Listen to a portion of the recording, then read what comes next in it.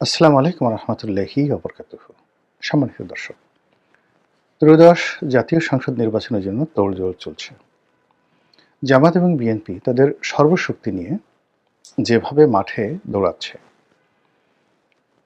যেভাবে জনাব তারেক রহমান সাহেব জামাতকে কটাক্ষ করে একের পর এক রাজনীতির যে তীর ছুঁড়ে দিচ্ছেন, যেভাবে জামাতের আমির এবং অন্যান্য শীর্ষ নেতৃবৃন্দ বিএনপিকে কটাক্ষ করে রীতিমতো বান মারছেন, রাজনীতির বান, সেক্ষেত্রে মনে হচ্ছে যে জামাত এবং বিএনপি এই দুটো দলের বাইরে বাংলাদেশে অন্য কোনো রাজনৈতিক দলের কোনো অস্তিত্ব নেই।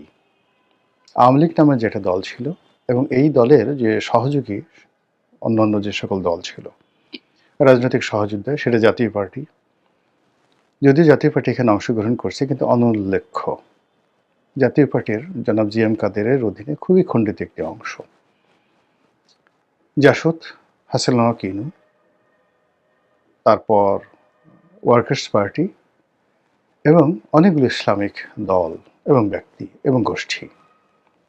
বলা হয়ে থাকে যে এরা বাংলাদেশের পুরো ভোটের 50% ভোট, এই জোট তারা ওন করে। তো 50% ভোটারকে ভোটের বাইরে রেখে, এখানে ভোটার বললে হবে না, এই ভোটাররা যাদেরকে ভোট দেন বলে বিশ্বাস করা হয় সে সকল রাজনৈতিক দলগুলোকে ভোটের বাইরে রেখে সাধারণ ভোটারদেরকে ভোট কেন্দ্রে আনার যে সুদূর প্রসারী উচ্চাভিলাষী প্ল্যান নিয়ে বর্তমান নির্বাচন কমিশন এবং ডক্টর মোহাম্মদ ইউনূস যে ঝুঁকি নিয়েছেন, সেই ঝুঁকি শেষ পর্যন্ত তাদেরকে কতটা সফলতা দেবে বা কতটা ব্যর্থ দেবে, বা এই ঝুঁকি তাদের জন্য কতটা বিপর্যয় তৈরি করবে, এই বিষয়গুলো নিয়ে কথা বলবো। প্রথমত হলো যে ইতিহাসের নির্মম বাস্তবতা হলো একই ইতিহাস ঘুরে ফিরে একইভাবে আসে, এবং এখানে বছর, তারপর যেটাকে সাল বলি, তারপর মাস, সময়, এগুলোর একটা যাকে বলা হয় ঐতিহাসিক সন্ধিক্ষণ রয়েছে। যেমন ধরুন 1757 খ্রিস্টাব্দে পলাশীর যুদ্ধ হয়েছিল। তো 1757 সালে পলাশীর যুদ্ধ হয়েছিল পলাশীর আম্রকাননে। আপনি যদি এই 1757 এই সনটির সঙ্গে মিলান, দেখবেন 1857 সালেও বিরাট একটা যুদ্ধ হয়েছিল। আপনি যদি 1857 পরে আবার 1957 সাল ধরেন, 1957 সাল ধরেন, তাহলে দেখবেন যে এই 1957 সনে পুরো পাক ভারত উপমহাদেশে কি ঘটেছিল, এবং 1957 সালে এই বাংলাদেশে কি ঘটেছিল, এই পূর্ববঙ্গে ঢাকা শহরে কি ঘটেছিল, মাথা খারাপ হয়ে যাবে। প্রতি 100 বছর পর পর এই ঘটনা ঘটে। আবার পলাশীর যুদ্ধ যে তারিখটিতে ঘটেছিল এবং যে এলাকাতে ঘটেছিল, ওই এলাকাতে গিয়ে দেখেন প্রতি বছর ওই তারিখে ওই মাসে কি সর্বনাশগুলো ঘটে থাকে। এখন পর্যন্ত মুর্শিদাবাদে গিয়ে দেখেন একটা না একটা দুর্ঘটনা ঘটবেই। যেভাবে কালবৈশাখী বৈশাখ মাসে আসে, কোনোদিন জ্যৈষ্ঠী মাসে কালবৈশাখী আসে না। তো সেই যে কালবৈশাখী, এইভাবে ইতিহাসের যে সকল কুফা বলেন, দুর্ঘটনা বলেন, ঘুরে ফিরে আসবেই। বিএনপির জন্য ফেব্রুয়ারি মাস কুফার মাস, জামাতের জন্য ডিসেম্বর মাস কুফার মাস, শনির মাস, শনির দশা। বিএনপির জন্য ফেব্রুয়ারি মাস শনির দশা। আর আওয়ামী লীগের জন্য আগস্ট মাস শনির দশা, রাহুর দশা। ঘুরে ফিরে আগস্ট মাস আসলেই মানে প্রত্যেকটা আওয়ামী লীগের যারা লোকজন আছে তাদের অন্তরটা কাঁপতে থাকে। এবং এটা আজকে থেকে নয়, এই 75-এর 15 আগস্টেরও আগে থেকে অনেক দুর্ঘটনা এই আগস্ট মাসে আওয়ামী লীগের জীবনে ঘটেছে। বিএনপির ক্ষেত্রে ফেব্রুয়ারি মাস, জামাতের ক্ষেত্রে ডিসেম্বর মাস। খুঁজে খুঁজে দেখেন যে 1947 সাল থেকে জামাতকে খুঁজে খুঁজে দেখেন যে ডিসেম্বর মাসে তাদের জীবনে কী কী ঘটেছে। আচ্ছা, এবার আসি যে যে নির্বাচনটা হচ্ছে সামনে, সেই নির্বাচনে আওয়ামী লীগ নেই।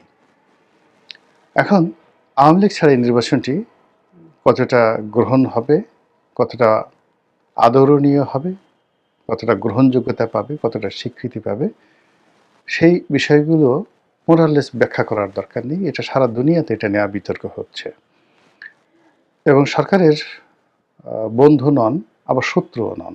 দেশি এবং বিদেশি প্রায় সবাই, সকল সমালোচক সরকারকে বলার চেষ্টা করছে যে একটা ইনক্লুসিভ নির্বাচন যেন তারা অনুষ্ঠান করে এবং সেই নির্বাচনে রিফাইন্ড আওয়ামী লীগ হোক, সংস্কার করে একটা আওয়ামী লীগ হোক, রিকনসিলিয়েট করা একটি আওয়ামী লীগ হোক, অথবা শেখ হাসিনার নেতৃত্বে আদি এবং আসল একটা আওয়ামী লীগ হোক, তাদেরকে এনে নির্বাচন করুন, এ কথা সবাই বলছেন। আর তারা সেই কাজই করছেন যে কাজ আওয়ামী লীগ করেছে, যে কাজ বিএনপি করেছে, যে কাজ এরশাদ করেছে, যে কাজ জিয়াউর রহমান সাহেব করেছেন এবং স্বয়ং বঙ্গবন্ধু যে কাজগুলো করেছেন। বঙ্গবন্ধুর সবাই বঙ্গবন্ধুকে বুঝিয়েছিল যে ৭৩ সালে যে নির্বাচন হলো, ৪-৫টি সিটে যে র্যাগিং হলো, এটা দরকার ছিল না। সেরা শিখদেরকে মেরে ফেলার কোনো প্রয়োজন ছিল না। সবাই কিন্তু তাকে বুঝিয়েছে। তারপর খন্দকার মোশতাককে ভোট র্যাগিং করে হেলিকপ্টারে করে তার ব্যালট বাক্স ঢাকাতে এনে তাকে পাশ করানোর কোনো দরকার ছিল না। তোমারে বধিবে যে গোকুলে বাড়ি শেষে, যে তাকে হত্যা করবে তাকে সে নিজের হাতে লালন পালন করে খাইয়ে তাকে এমপি বানিয়ে, মন্ত্রী বানিয়ে তার ঘরের মধ্যে ঢুকিয়ে দিয়েছে। এই হলো নিয়তি। শেখ হাসিনার যে পতন, খুঁজে দেখেন যে কয়টি লোকের কারণে তার পতন ঘটেছে। প্রত্যেকটা লোককে তিনি বিশ্বাস করেছেন, প্রত্যেকটা লোকের প্রতি তিনি আল্লাহকে বাদ দিয়ে সেই লোকগুলোর প্রতি আস্থা স্থাপন করেছেন এবং সেই লোকগুলোর কারণে আশেপাশে কোনো মানুষ তার ধারে কাছে যেতে পারেনি। লিখে রাখেন, সেটা রাজনীতির ক্ষেত্রে, ব্যবসা বাণিজ্যের ক্ষেত্রে, পরিবারের ক্ষেত্রে, প্রশাসনের ক্ষেত্রে, অন্তত 10টি সেক্টর শেখ হাসিনা তৈরি করে ফেলেছিলেন। সাংবাদিকদের মধ্যে একটা গ্রুপ, ব্যবসায়ীদের মধ্যে একটা গ্রুপ, মিলিটারিদের মধ্যে একটা গ্রুপ, বিচারপতিদের মধ্যে একটা গ্রুপ, উকিলদের মধ্যে একটা গ্রুপ, এরকম অনেক, রাজনীতিবিদদের মধ্যে একটা গ্রুপ, পরিবারের মধ্যে একটা গ্রুপ, এরকম 10টি গ্রুপ তারা তৈরি করে ফেলেছিলেন। এই 10টি গ্রুপ একে অপরের সাথে যোগ সাজস করে রীতিমতো দুর্নীতির একটা পাহাড় গড়ে তুলেছিল, অপকর্মের পাহাড়। তারা শেখ হাসিনাটা খেতেন, শেখ হাসিনাটা পড়তেন, আর অবসর সময় শেখ হাসিনার সর্বনাশের কথা চিন্তা করতেন। কি করে তাকে মারা যায়, কি করে তাকে তাড়ানো যায়, আর কি করে তাকে রোগাক্রান্ত করা যায়। একই ঘটনা 1/11-এর সময় তারেক জিয়া এবং খালেদা জিয়ার জন্য ঘটেছে। আবার একই ঘটনা ডক্টর মোহাম্মদ ইউনূসের ক্ষেত্রে ঘটছে।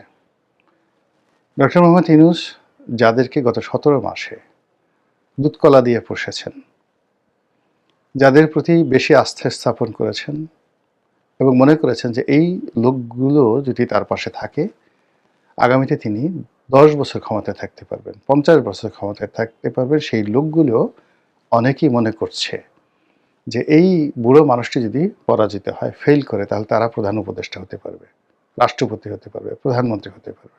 এটাই হলো ক্ষমতার ট্রাজেডি।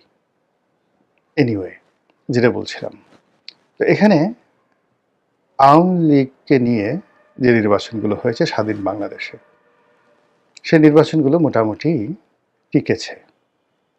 কিন্তু যে নির্বাচনগুলো আওয়ামী লীগকে ছাড়া হয়েছে, আওয়ামী লীগ অংশগ্রহণ করেনি, সেই নির্বাচনগুলো কিন্তু টিকেনি। আওয়ামী লীগ একটা নির্বাচনমুখী দল, তারা যে কোনো বিরূপ পরিস্থিতিতে তারা নির্বাচনে অংশগ্রহণ করেছে। বঙ্গবন্ধুর হত্যাকাণ্ডের পর যখন সংসদ নির্বাচন হলো প্রেসিডেন্ট জিয়ার জমানাতে, তারপর রাষ্ট্রপতি নির্বাচন হলো প্রেসিডেন্ট জিয়ার জমানাতে, এবং প্রেসিডেন্ট জিয়াউর রহমান সাহেবের হত্যাকাণ্ডের পরে সত্তার সাহেবের সাথে যে নির্বাচন আওয়ামী লীগ করলো, সেই আওয়ামী লীগের প্রেসিডেন্সিয়াল নির্বাচন বলেন, সংসদ নির্বাচন বলেন, আওয়ামী লীগের করার কথা না, কিন্তু আওয়ামী লীগ করেছে, সংসদে গেছে, কথা বলেছে। 86 সনে আওয়ামী লীগ নির্বাচনে এসেছে, ফলে ৮৬ থেকে ৮৮ এই ২টি বছর এরশাদ ছিল। সংসদ থেকে চলে গেছে, এরশাদ আবার নতুন নির্বাচন দিয়েছে। এরপর ৮৮ সনে এসে আবার একটি আওয়ামী লীগবিহীন নির্বাচন করার চেষ্টা করেছে। তার ফলে বাংলাদেশে পুরো গণতান্ত্রিক বিধি ব্যবস্থা ধসে পড়েছে এবং এরশাদের রাজনীতির কবর রচনা হয়েছে। সেখানে আসম আব্দুর রব প্রায় ১০০-১৫০ গৃহপালিত বিরোধী দল নিয়ে একটা সার্কাস তৈরি করেছিল এই প্রথম বাংলাদেশে। এবং সেই সার্কাসের ফলে রাজনীতির যে ব্যাড কালচার তৈরি হয়েছে, সেই ব্যাড কালচারের দায় এরশাদকে জীবন দিয়া তাকে পরিশোধ করতে হয়েছে। এই গেল এটা। এরপরে ১৫ই ফেব্রুয়ারি নির্বাচন। ১৫ই ফেব্রুয়ারি নির্বাচনে আওয়ামী লীগ অংশগ্রহণ করেনি, টিকেনি। এরপরে আওয়ামী লীগ যখন সংসদ থেকে পদত্যাগ করলো জামাতকে সঙ্গে নিয়ে তত্ত্বাবধায়ক সরকারের দাবিতে,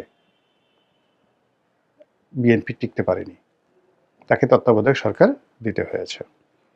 তো এই যে বিষয়গুলো আমাদের রাজনীতিতে, এই কটা উদাহরণ দিলাম যে ১২টি নির্বাচন হয়েছে, সেই ১২টি নির্বাচনে আওয়ামী লীগবিহীন যে নির্বাচন হয়েছে বা আওয়ামী লীগ যেখানে থেকে সরে গিয়েছে সেখানে সরকার টিকতে পারেনি। আবার আওয়ামী লীগ যে কয়েকবার ক্ষমতা ছিল, আওয়ামী লীগকে যারাই বিভিন্ন সময় চ্যালেঞ্জ জানিয়েছে, আওয়ামী লীগকে কিন্তু সেই শক্তি প্রয়োগ করে, ক্ষমতা দেখে, রাজপথে আন্দোলন করে আওয়ামী লীগকে কেউ হটাতে পারেনি। বঙ্গবন্ধুর বিরুদ্ধে বহু চেষ্টা করা হয়েছে, পারেনি, তাকে হত্যা করতে হয়েছে।